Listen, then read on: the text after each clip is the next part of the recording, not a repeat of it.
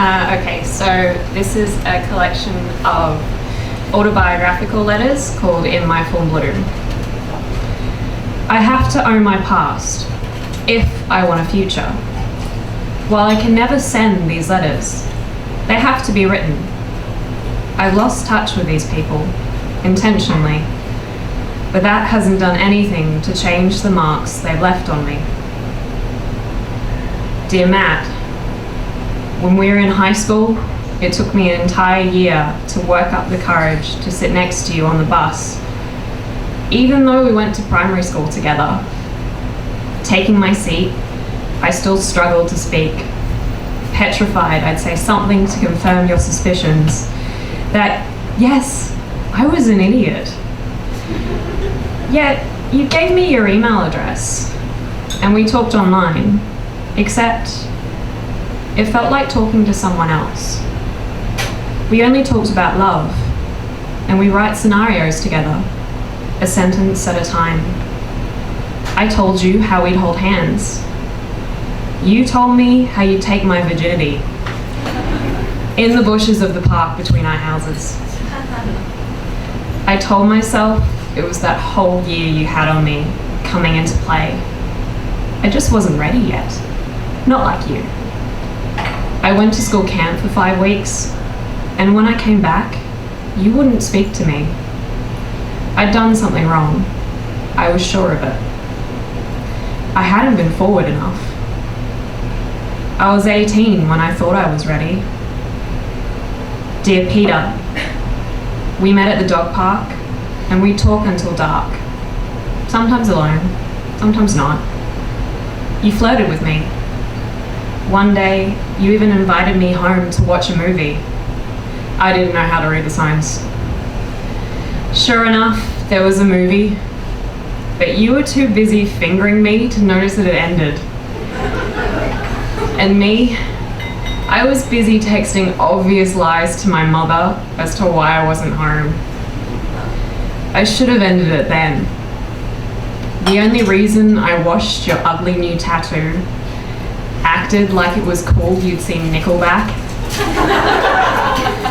and let you touch me in places I'd never been touched, was because I was confused. Simple as that. Sex is something I just can't understand. But I kept doggedly charging that wall between me and comprehension. Surely I just had to go further, rougher, and harder. Then I'd feel something. I wouldn't just lie there, half perplexed, half thinking about how I could be spending this time, like playing Skyrim. I would finally feel more than annoyance and mild disgust when you shoved your hard penis into my back.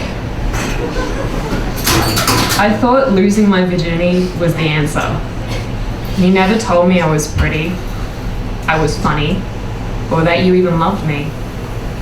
And that's why it still took another boy to teach me about myself. But thanks to you, I still have to get pap smears. Dear Ryan, you'd only known me 2 weeks, but you told me you loved me, and I said it back. But I didn't mean it. That's just what you're supposed to do, isn't it? Our relationship was like that. Me following a script, because I thought that's how I could be happy. But I'm not a very good actor. I missed my cue a lot. Didn't you ever think it was strange that I was always late to the party in romantic scenarios? We sat in your new car, and I earnestly looked about the dash, trying to think of a question I could ask, just to show you I was interested in it. And all that time, you were staring at me, waiting to kiss me. And I was talking about the nice LED radio display. I tried so hard to scare you off. I didn't want to fail at another relationship, because I knew everyone else wanted me to be in one. I took you aside, and in no uncertain terms, told you I was insane. And I both hate you and admire you for this, You said it didn't change your feelings for me. Why did you have to be so supportive? I ended it the next day, and you cried. I finally felt something for you. Pity.